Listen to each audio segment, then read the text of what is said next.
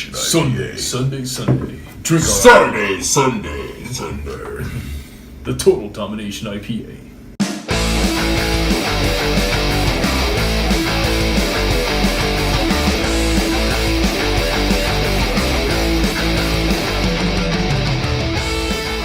Thanks for watching the Tapping Out Show. This is Matt. This is Jeremy.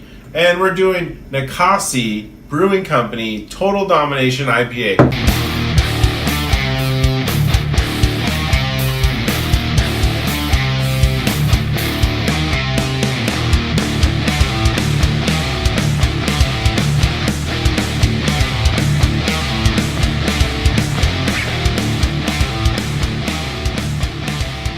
We're going to crack this open. I've never had this. I've had a few of their beers. They've never really done me wrong, but then You again... can't really not like something called Total Domination. That's a good point. I mean, it just sounds awesome. I've had it before. I thought we've had it. I thought you've had it with me before, but I'm not sure. But I know I've had it before myself. I don't. I would think I would remember the Total Domination. But let me crack this open. Let me tell you what I think. Use your glass. But it is an IPA. It's something more that I would drink versus him. He's more of a stout kind of guy. But even some stouts that I don't think I like, and some IPAs you never know if you're gonna like. So let's see, how it goes. Yeah. There you go. Shortchange me a little bit. Yeah, a little bit. Okay. All right, so first things first, for an IPA, I mean, it's yellow, but it's pretty crisp. It's actually a little bit easier to see through. You can see the sun shining through on the other end, so it's not too dark. It's got the hop stink. It's got the hop smell. It's got, some kind of citrusy little, stuff going on. It's got a little bit of bubbles in it. It's not a lot of Yeah, the head's actually pretty low on that. I'm not sure if it's just the way I poured it or... Yeah, all right. Well, let's find out. Cheers. Cheers.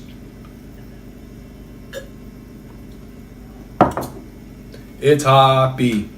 And that kind of goes back to what we've talked to before, is there's IPAs that you can handle easily that are 100, right? Plus. IBUs. Yeah. So IBUs have a lot to do with what you can handle yourself or what you like yourself or anything else. Like I mentioned, if it's a coffee flavor or a chocolate flavor or vanilla flavor and you don't like vanilla and it's got a ton of it, you're probably not going to like it. Right. And I think when it comes to the IBUs, it might have to do with what type of hops they're using and different things. So that's why you always want to try different things and not be scared. Sometimes they say 100 IBUs and I'm like, oh wow, it's going to be super hoppy.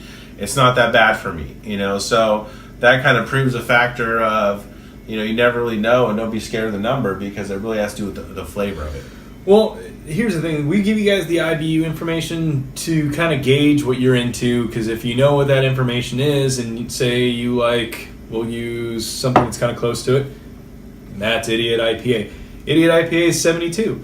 This is 81. It's a little bit more than the Idiot IPA. It definitely tastes like it's more than the Idiot IPA, but at the same time, we've had a couple red IPAs that are close to 100, and they're not even that bitter at the end. So if the taste you're looking for is bitter, and these are bitterness units, use that as a gauge to figure out if that's something that you're going to drink or not. See, I would recommend this IPA to someone that likes a really dry, bitter IPA, and that's where the IBUs, and it is scientific because they are actually judging some kind of bitterness units, but it seems like the 81 is more bitter than some 100s that I've tried, or 90s. But I think that has a lot to do with whatever the beer is either made and or cut with.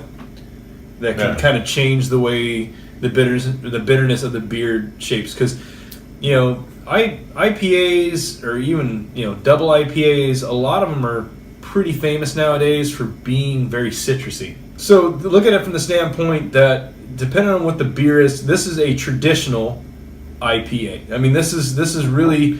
Yeah, it's not a West Coast IPA. Well, it is and it isn't. I mean, I would definitely not call it a West Coast IPA. Oregon I consider West Coast. What he means by West Coast IPA, certain IPAs are made with a certain kind of hop to give it a taste.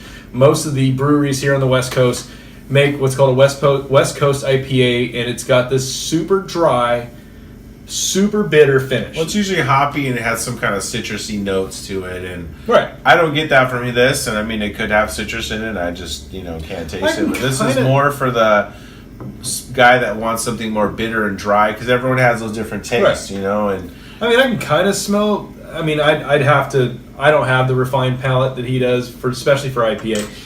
I can smell a little bit of a citrus, but then again, I don't really think that's what they're going for, though. No, it's not. It's a dry IPA. They're going for something a little more different than the typical West Coast IPA. And that's what we're kind of used to. And someone that really likes that taste, that's really going to be good for them. If there's someone like you, where the bitterness is something they're trying to stay away from, and they want something that has citrus or red or something cut with it, or porter or something like that, then that's going to be more for them. This is more for someone. I would almost think of this as almost like someone that would drink in like England or something, like that. Someone that just likes that more blunt kind of drier taste. Well, it's because I was going to say the next thing. We always talk about the ends justifying the means. The alcohol content on this compared to how bitter it is doesn't really match a lot of the stuff that we drink. If you're an IPA guy, if you're super into that hoppy, bitey, traditional, good, almost pine smelling. Yeah, that's what I'm trying to get at. Is if you like that flavor, this is your beer. This is definitely it. And if you want some, something more citrusy, more West Coast, typical West Coast, then you probably want to try something different. You can watch a bunch of our videos to see what those are. But I like IPAs, and this is a different kind of IPA than I normally drink. And I know a lot of people that would prefer this type of IPA versus the typical West Coast IPAs that I think are that I like the more than anything. So, that's kind of the whole point of it all. And this is that kind of flavor. So we're gonna post their information obviously on our beer info screen that we do on our videos. Send us an email. It's info@tappingoutshow.com. We're on social media. It's all one word, Tapping Out Show. Besides that, we're going to finish these up. Until next time, drink up, be safe, have a good time. Cheers.